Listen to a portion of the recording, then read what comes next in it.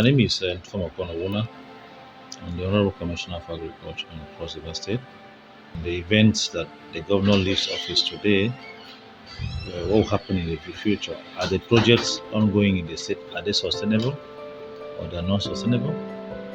First thing that I want to say is that governance is a continuous process. Before Ayade came on board as the governor of Cross River State, there have been other successive administrations before he took over. But the governor, Professor Ayade, took over office as governor in Cross River State when the state government lost its oil well by 2012 to 18 to a neighboring state of Bible. The economy of the state became very dwindled to an extent that salaries could not be paid before he took over office. Taking advantage of the kind of government he took over from, having challenges of paucity of funds, he changed his administrative policy to that of his policy thrust of his administration to about 70% investment in agriculture. Because first thing first that he thought was, one of the first charge of what a governor should do to his citizenry is the provision of basic amenity. And under the provision of basic amenity for livelihood sustainability, agriculture tops the priority. And that was why the governor decided to go into massive agricultural revolution currently taking place in Cross River State today. We've gone into a lot of massive commercial agriculture, ranging from the rice value chain, ranging from the cocoa value chain, the maize value chain, cassava value chain, livestock, and a host of other. So you can see that for the past 5 years, the governor has done so much in the area of agriculture and is creating so much employment. He's creating over 10,000 employments, direct and indirect employment within the agricultural subsector. For instance, under the rice value chain. Before the governor took over as the governor of this state, Professor Benedict Ayade, farmers in Cross River State were engaged in kind of subsistence agriculture, from hand to mouth agriculture with the use of local implements. And we all know that rice is one of the staple foods that is currently consumed in the country. It goes into massive investment in rice value chain with the establishment of rice seed and seedling factory located at the industrial estate. This rice seed and seedling factory was to provide farmers with hybrid rice seedlings. Before now, farmers were engaging into cultivation of rice with rice seeds that were very uncertain. Before cultivation, over 40% of the rice seedlings were not viable. So at a go, from the beginning, the farmers were already suffering loss. The governor looked at this and said, okay, what do I do for my people? Let me establish a rice seed and seedling factory where farmers, number one, can be sure of viable seeds that can survive over 99% when being planted. With viable seeds in agriculture in rice value chain, in the first place, it increased farmers' productivity times 10 of what the farmers are supposed to have as a yield. And if yields improve, it means that per capita income of a farmer is also increased. That's what farmers in Cross River State are enjoying.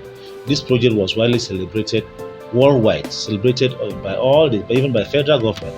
That was why among the first project that the President of the Federal Republic of Nigeria, President Muhammadu Buhari, commissioned in his first term was a rice seed and seedling factory in Cross River State. He also, after commissioning, the governor of CBN also paid a visit to also celebrate this factory. Mr. Godwin Emefiele, governor of Central Bank, and also celebrated the factory. That this will help to boost agriculture. Not only stopping there, he made a pronouncement where Cross River State government went into a partnership with CBN through the National Association of Rice Farmers Association RIFAN for Cross River State government to supply all the rice seedlings to all the farmers in the country. And that was done. That as I speak, the federal government is owing Cross River State government over 7 billion for some seedlings that were supplied. Still hoping that the money will be paid up and recoup back. It doesn't only end there. The state government have acquired land in contiguous location across the 3 territorial district in Cross River State. A contiguous farmland ranging to over 10,000 hectares of land, acquired mechanized land development and preparation equipment ranging from bulldozers, excavators, tractors, plow, harrowers, and other equipment to assist farmers, to take farmers from a shift a paradigm shift from the local way of planting to a kind of a modern way, a mechanized agriculture, which will also head towards improvement in the yield of farmers. And the model of agriculture in Cross River State is from production, processing, and consumption. When farmers also cultivate this rice, what happened to the rice? Before now, farmers used to locally dry their rice paddies in the field on the tar road. When this rice gets contaminated with sand and other bacteria. But today in Cross River State, farmers are given the best opportunity with the establishment of the demonized rice processing mill in Ugoja. There is offtake and process over 8 to 16,000 tons of rice per day. So you can see on the rice value chain, you can see from the seeds to the farm, from the farm to the processing of the rice mill, and then to consumption. So with this, you can see in the value chain how many employment that have been created. From the farmers are involved, from processing farmers, youths are employed, up to marketing and consumption. You create an economy in the state. This has also been done too under cocoa value chain. The modern cocoa processing factory is there, located in Ecom local government. That is to offtake all the cocoa that's been produced by farmers in Cross River State. Farmers in Cross River State no longer dry cocoa on the tar road. The time we used to get gluts and cocoa getting mold and attacked by bacteria, loss of income by farmers is gone. The factories have commenced the mold trial. In the area of other products like granite, is mostly cultivated within the Northern Central District of Cross River State. Cross River State is among the first 5 granite producing states in the country. This was unknown to us, that from the coconut belt in the Northern Central District, Bekwara, Yala, Ogoja, Obanliku, and about 5 local governments in North are good in granite cultivation. So farmers were also losing money. This has also informed the governor, Professor Benedict Ayade, to establish edible oil factory, a factory that will be taking this granite from the farmers and processing it into edible oil, refining it into edible oil for local consumption and for export. Hardly can you see edible oil, granite edible oil now in Nigeria. The one you see in the market is edible oil from oil palm, bleached edible oil, not from granite.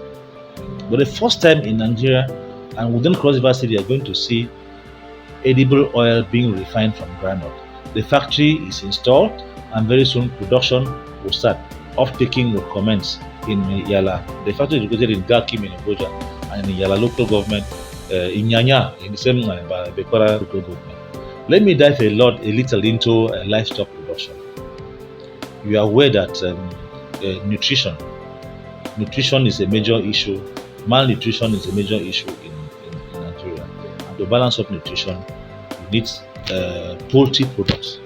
The governor has established an ultra-modern poultry farm here in Cross River State. The poultry farm, the capacity of the poultry farm is about 24,000 birds per day. Not just establishing this farm.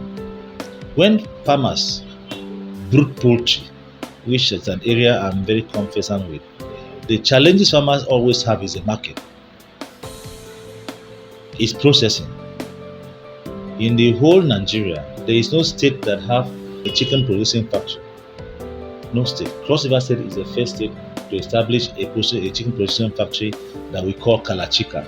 That is to offtake on daily basis over 24,000 chicken into the factory and being processed for local consumption and for export.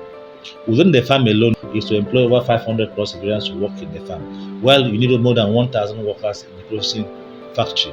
I can tell you the factory was tested in December and was very viable. All Cross Riverians and Nigerians all over the world, they celebrated the factory because it's something that has not been seen in Nigeria before.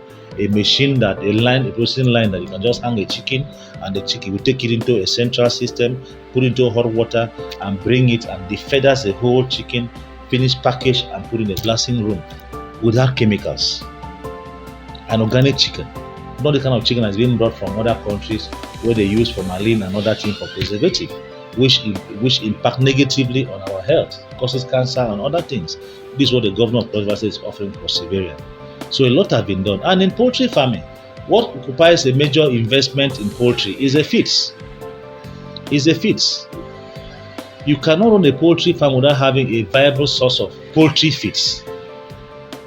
So to complete the value chain and to kind of get to an economy of large scale where you can maximize good profit, the governor have established a feed mill that is to process feeds that will feed the 24,000 capacity poultry farm being located in Agro-Industrial Estate. And what does the feed mill need? The feed mills needs maize, soya beans, and other components, other crops. And this is going to create an opportunity for cross surveillance to go into maize and soya beans farming. And land have been also been acquired by state government. The state government came from inspection about 2 days ago. The state government have acquired land in the Northern Central District, Southern Central District, and in Central. And the land have been developed, and the land is going to be facilitated to farmers in the 3 Central Districts who go into maize farming and soya beans farming, so that the state government can take this feed mill and is being processed in Cross State feed mill for use in the poultry farm. So you can see that any model of agriculture, any value chain we decide to pick as Cross River State government that the governor selects to go into, it starts from production to consumption, from farm, from cultivation to processing, to finished goods, and to marketing and to consumption, both for local use and for export. And look, seeing all through all this value chain, you know that if the government make a statement of fact that before the end of his government is going to make over 1 million cross civilians multi-millionaires, the statement is a statement of facts. So it now calls on cross civilians, the youths, the women, to grab the opportunity. You're not going to stay in the comfort of your house and become a millionaire. And gone are the days where agriculture was seen as a business of the uneducated persons. Agriculture is meant for educated persons. I speak as a commissioner. I'm a farmer. I have a private investment in agriculture that is doing very, very well, employing over 100 to 200 persons and being paid salaries and being trained to become useful citizens. So it's an opportunity that Professor Benedict Ayade have created for cross surveillance to take advantage. Government is a continuous process.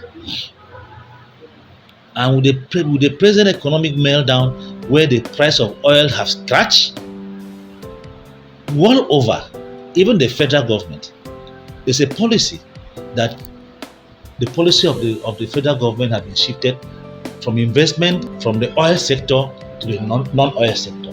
And that is where Cross River State government has been the past 5 years. So we have a competitive advantage over other states that have been depending on the federal government from resources from federation account. All our investment in agriculture is aimed towards self-sustainability, for food security and sustainability, so that we can provide all what we consume and even have more for exports.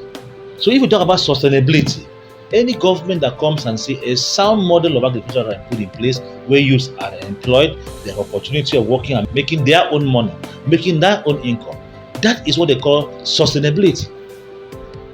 So by the time all these industries become viable, farmers, youths are into farming are making money, some are into processing of agricultural products, some are into marketing. That is what we call sustainability, from production to consumption. It's wealth creation. So I do not see any other sustainability that could be compared to what the value chains, the investment in agriculture that Ayade has done. I don't see it failing. It could only fail when the people refuse to take advantage of the enormous opportunity that are abound in the Cross River State.